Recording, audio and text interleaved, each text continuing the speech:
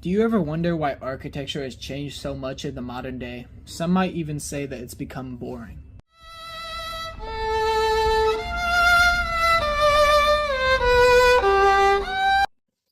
We used to make buildings that could be considered works of art, such as the Roman Colosseum, European cathedrals, and even back into ancient times with the pyramids. But today, most buildings are very flat looking. Because of this new, more minimalistic architectural style, we started caring more about an easy construction process for buildings than how the finished product actually looked. But why did this happen? Ancient civilizations such as Egyptians and the Romans constructed monuments of great proportions, such as the Great Pyramids and Colosseums.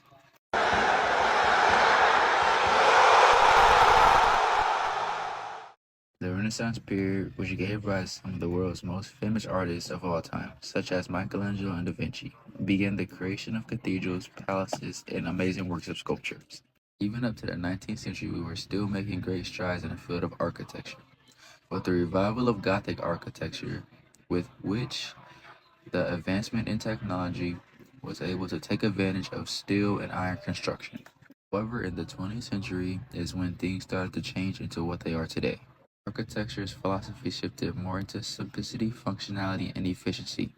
But why? While this new form of architecture did originate in the beginning of the 20th century, it only really gained popularity in the late 1940s with the end of World War II.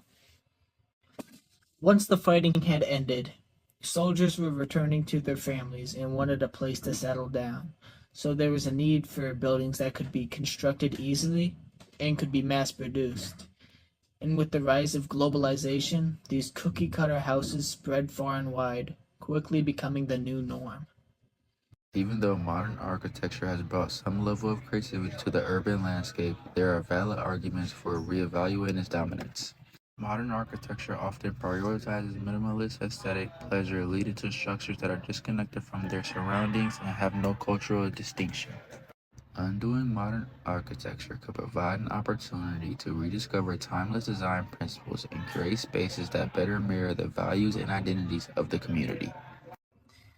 As we talk about what should be done to change architecture, we should take some notes from the past because these guys had it figured out.